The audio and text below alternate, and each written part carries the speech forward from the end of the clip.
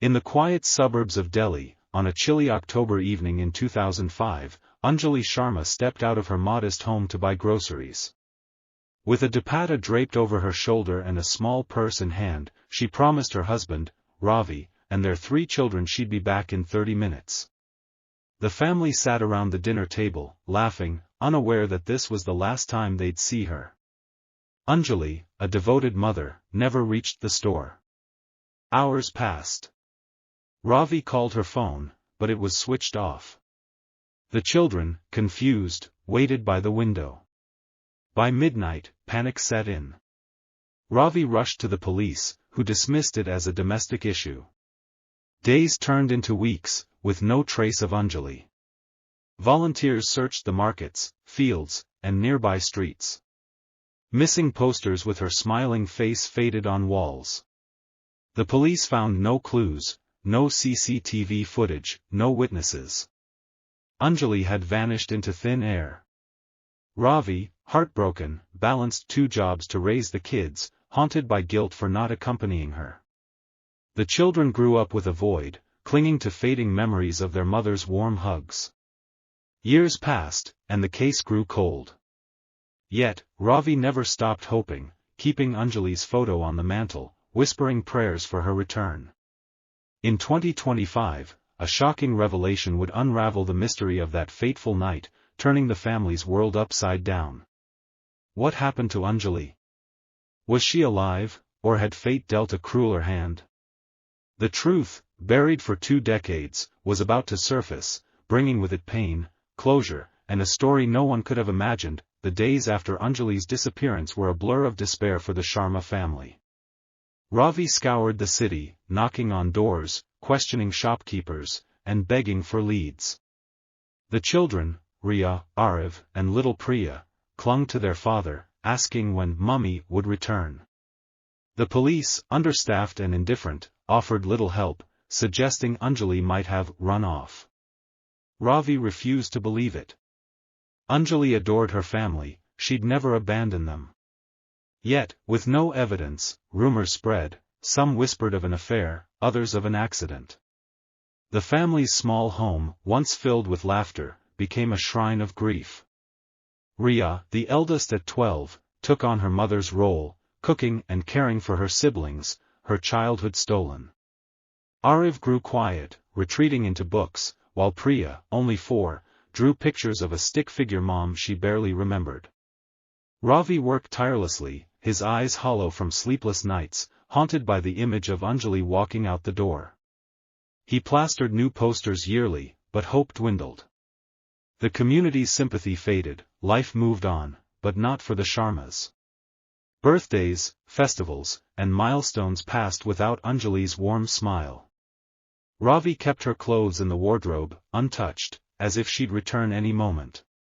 In 2010, a false lead, a woman resembling Anjali spotted in Mumbai, reignited hope, only to crash when it wasn't her. The family learned to live with the ache, a wound that never healed. By 2025, Riya, now 32, was a journalist, Arav a software engineer, and Priya a college student. They'd built lives, but Anjali's absence lingered.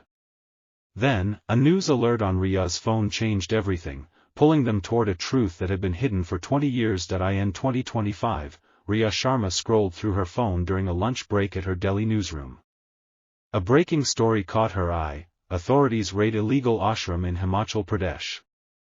The report detailed the dismantling of a secretive cult, Path of Eternity, accused of human trafficking and brainwashing.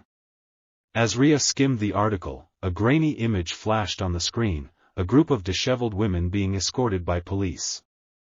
One face, aged and unfamiliar yet hauntingly recognizable, stopped her cold. Could it be her mother? Riya's heart raced. She zoomed in, studying the woman's eyes, the same gentle curve she remembered from childhood. Shaking, she called Arav and Priya, sending them the image. "Is this Mama?" she whispered. Arav, analytical and cautious, warned it might be another false hope, but Priya, emotional and impulsive, insisted it was Anjali. The siblings rushed to their father, who stared at the photo, tears welling. It's her, Ravi choked out, clutching the phone. The family contacted the police, who confirmed the raid had uncovered dozens of women held captive for years, their identities erased. The Sharmas drove to Himachal, a 6-hour journey filled with dread and anticipation. At the station, they learned the cult lured vulnerable women, exploiting their trust.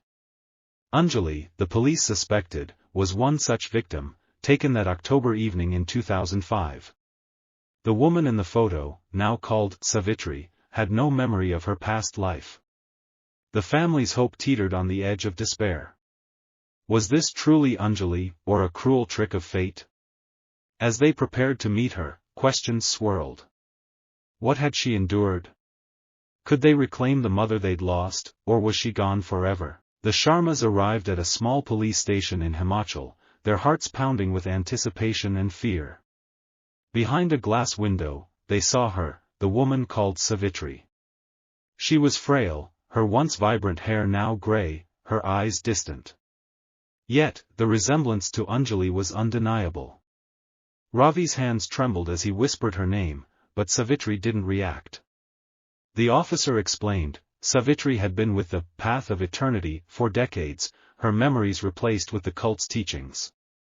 She believed she was an orphan, devoted to the ashram's leader, a self-proclaimed guru. The family was allowed a brief meeting. Riya stepped forward, holding a photo of Anjali laughing with her children. "This is you," she said softly. Savitri stared blankly, shaking her head. "I am Savitri. I have no family." Priya sobbed, begging her to remember, but Savitri seemed lost in a fog. Ariv noticed a faint scar on her wrist, an old burn from Diwali, a mark Anjali had. It was proof, but it wasn't enough. The police shared chilling details. Anjali was likely targeted at the grocery store, lured by a cult member posing as a friendly stranger. Drugged and taken to the remote ashram, she was subjected to relentless psychological manipulation. The cult stripped her of her identity, forcing her to renounce her past. The Sharmas were devastated. Their mother was alive, but her mind was a stranger's. A counselor warned that recovery, if possible, would be slow. As they left the station, Ravi vowed to bring Anjali back, no matter how long it took.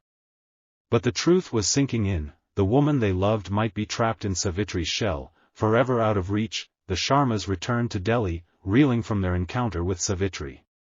Determined to reclaim Anjali, they dove into researching the path of eternity.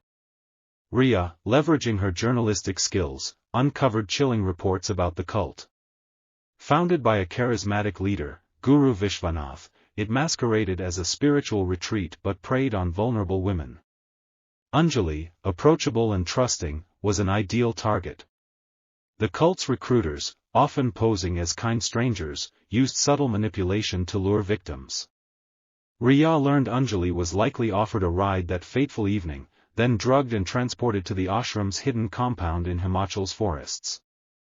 There, the cult employed starvation, sleep deprivation, and repetitive chants to break her will. Over months, Anjali's identity was erased, replaced with Savitri's fabricated persona. Police records revealed the ashram held over 50 women, many abducted like Anjali, forced to serve the guru's whims. Ariv, digging into online forums, found ex-members' testimonies describing relentless brainwashing sessions. Priya, meanwhile, struggled with anger. How could her mother forget them? A psychiatrist explained that Anjali's memories weren't gone but buried under layers of trauma. Recovery was possible with therapy, but it could take years. The family met with a deprogramming specialist, Dr. Mehra, who warned that forcing memories could push Savitri further away. They needed patience, love, and familiar triggers, scents, sounds, or objects from her past. Ravi brought Anjali's old sari, hoping its touch might spark something.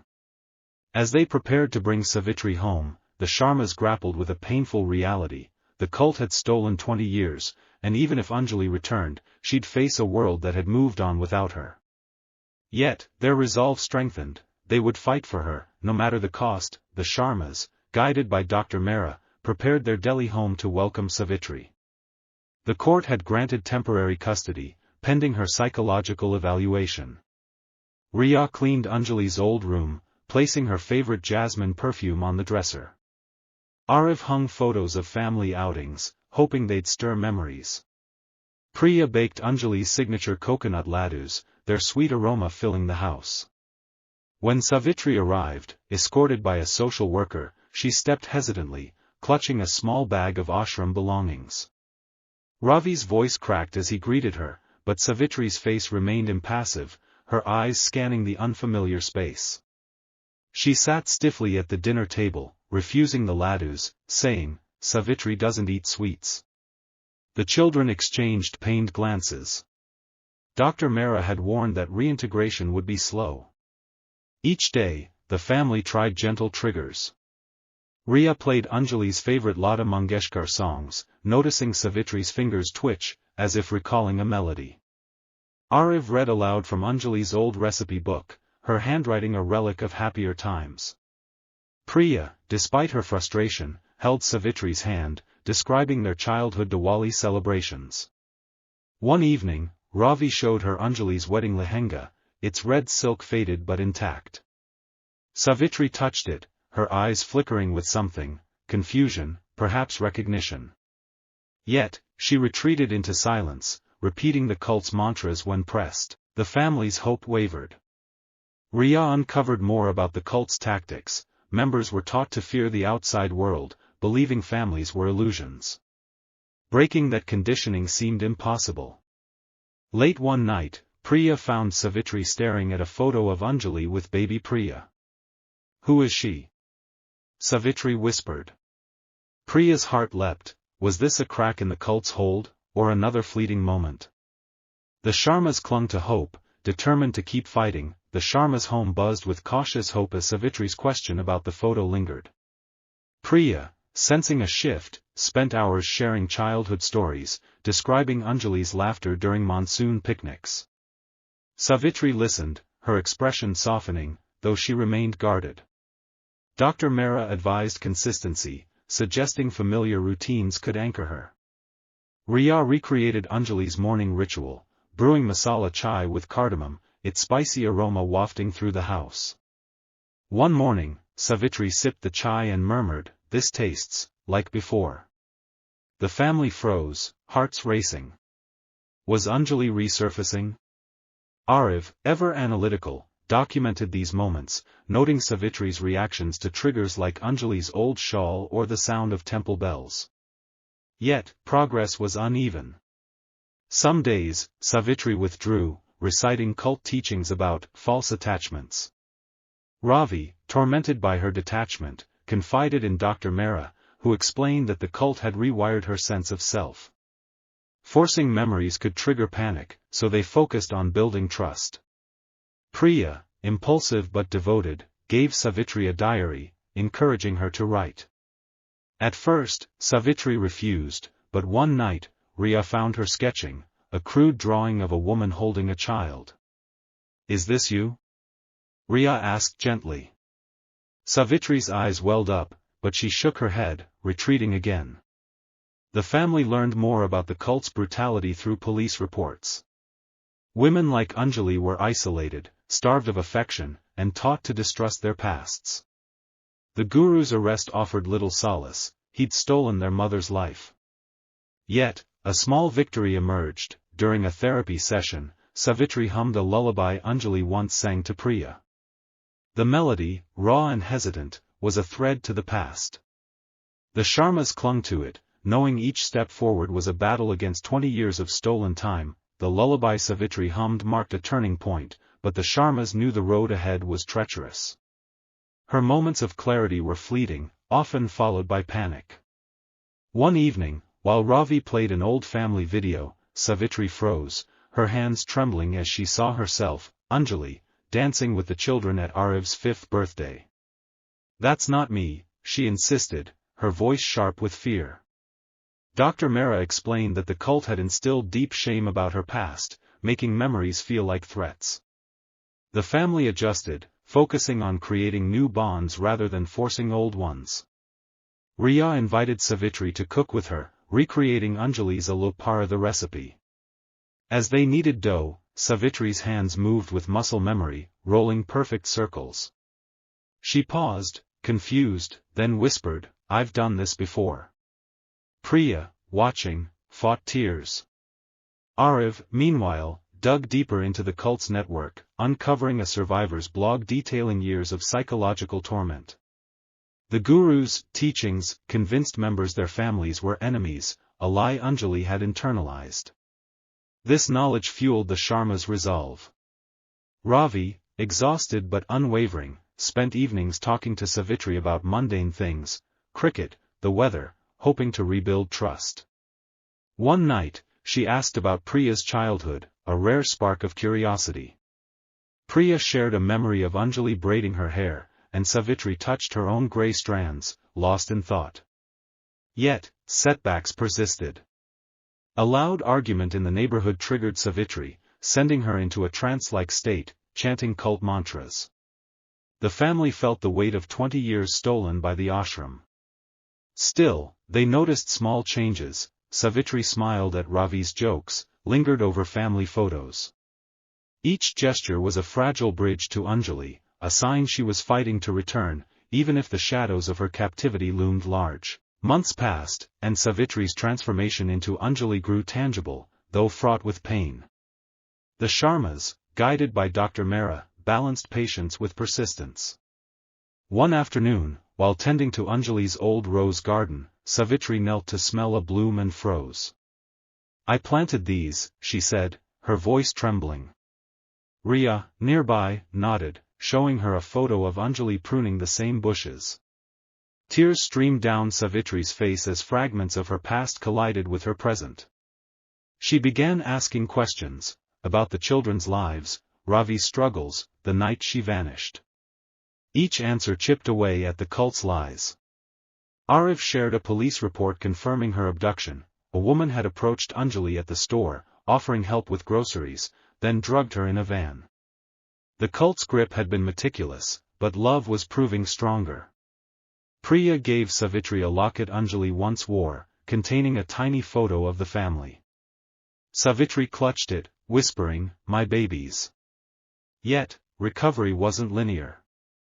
Nightmares plagued her, visions of the ashram's dark cells and the guru's voice. She'd wake screaming, Ravi soothing her as she grappled with guilt for abandoning them. The family reassured her, she was a victim, not a traitor. Riya's articles about the cult sparked public outrage, leading to more arrests and survivor rescues. This gave Savitri purpose. She began journaling, piecing together her lost years.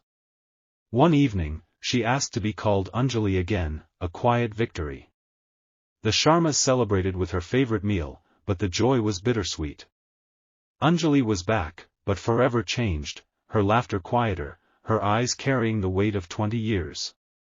The family embraced her, knowing the final step was not just remembering the past, but rebuilding a future together. Anjali's return to the Sharma household was a miracle, but not an ending. The family navigated a new reality, bound by love yet scarred by time. Anjali, now embracing her true name, spent days relearning her life, flipping through photo albums, tracing the lines of her children's grown faces. Riya, Arav, and Priya shared stories of their achievements and struggles, bridging the 20-year gap. Ravi, grey and weary, held her hand, their love enduring despite the pain. Anjali's therapy continued, unraveling the cult's lingering hold. She spoke of her abduction, the woman's kind smile, the dizziness, waking in a cold ashram cell. The path of eternity had stolen her identity, but not her spirit. With Dr. Mehra's help, she reclaimed memories, singing to Priya, cooking with Riya, laughing with Arav. Yet, guilt gnawed at her for the years lost. The children, now adults, reassured her daily, their bond deepening through shared healing. Anjali found solace in small rituals, watering her roses, praying at the family altar. Riya's articles led to a documentary, giving Anjali a platform to advocate for cult survivors. Her voice, once silenced, grew strong. One Diwali, as they lit lamps together, Anjali smiled fully, her old warmth flickering back. The family wasn't the same, time had reshaped them, and Anjali's trauma left quiet scars. But they were whole, forged anew by resilience. Ravi, watching his wife and children laugh, felt the weight of 2 decades lift, replaced by gratitude. The truth had freed Anjali, but love had brought her home. As they stood together, the past's shadows faded, and a fragile, hopeful future began. Dear friends, if this story touched you, like and subscribe for more incredible tales of survival and reunion.